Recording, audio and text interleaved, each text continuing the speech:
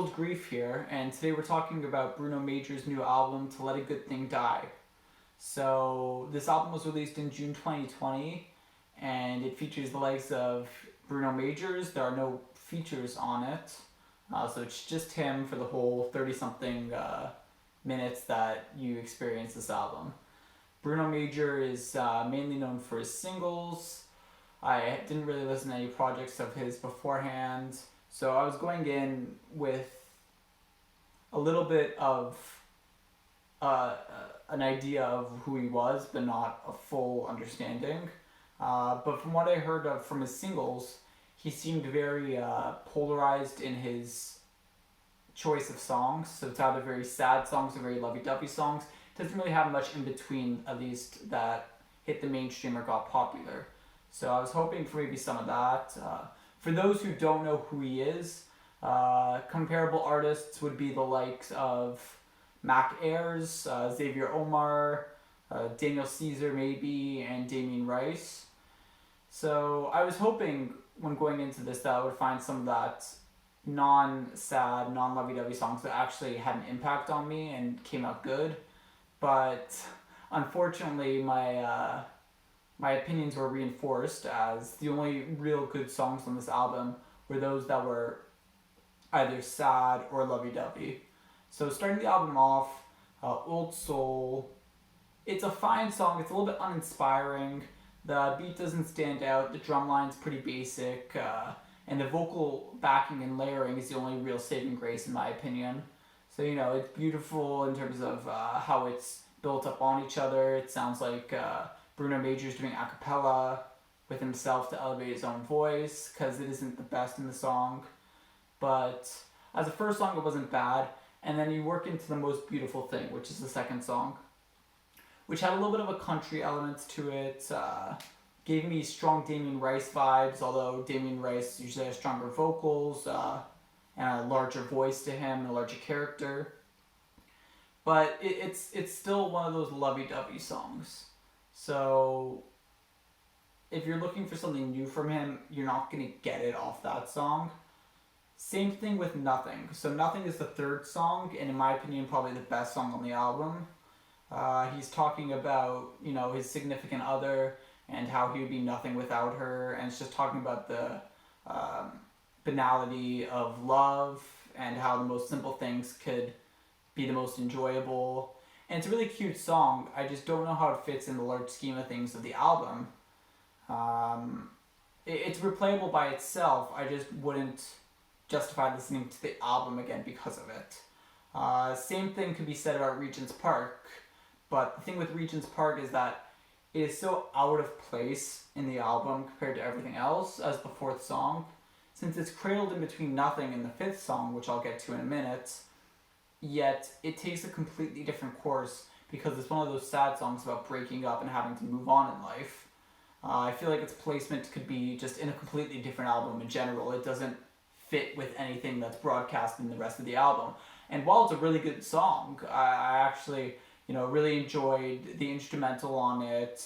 It's a beautiful, piano backing with a little bit of a Disney vibe to it. A good comparison would be maybe taking Nepo number 999 and mashing it with a Disney song. That's the vibes I kind of got off of it. But just the topic matter just does not fit with the rest of the album. And I found myself really disappointed because it is a really good song, and I feel like maybe if you placed it maybe towards the end of the album, it might be more of a fit. I might have enjoyed it more, but it doesn't add to anything in my opinion in terms of the quality of this album, which is really disappointing because it is a good song. Talking about that fifth song, Old Fashioned, it feels like it was kind of phoned in terms of his lyrics and just vocal performance. The instrumental's uninspiring in my opinion. It doesn't really hit for me. And in general, after Regent's Park, I find the album actually goes downhill in terms of content. She Chose Me, the sixth song of the album, should probably be in place of Regent's Park. But the chorus, it doesn't work well in my opinion. It's a lovey-dovey song, but it's not anything special. I feel like Bruno Major can definitely do more on this song. And then we get into the songs that are neither sad or lovey-dovey. So before entering this album, I said I did want some of that, but after listening to these songs, it doesn't really show me that he can do it. The seventh song, Figment of My Mind, it comes off extremely cliche. It doesn't sound like he's actually saying anything in the song. It's a cool concept. He just doesn't deliver on it on any of the levels. The concept, you know, in the song he talks about being disillusioned with reality, but the metaphor used of being escaped from your body just doesn't work well. There are no real impactful analogies to tie the whole thing together. Moving on to Tapestry, the eighth song of the album, it's pretty much the copy and paste of what I thought about Figment of My Mind, right? It's not a sad or lovey-dovey song, but that is an excuse for it to be bad. The production on the song isn't good in my opinion. There are very strong claps on the beat, which don't go with the quick-paced guitar on the song. And Bruno is also on another page compared to these two. The chorus comes off as whiny and uninspiring. And in general, it sounds like he's saying nothing. And I don't really see myself coming back to the song again, just because there's nothing special about it. Moving on to the ninth song, I'll Sleep When I'm Older. The repetitive guitar strings actually work pretty well, and Bruno elevates the song with his progressive voice leading into the chorus. But the chorus is kind of a letdown. He's kind of saved by the violins and the instrumental in the chorus. And his vocal performance on the chorus is uninspiring in my opinion. It's probably the best song about not having to be in love or being sad, but that isn't saying much, unfortunately.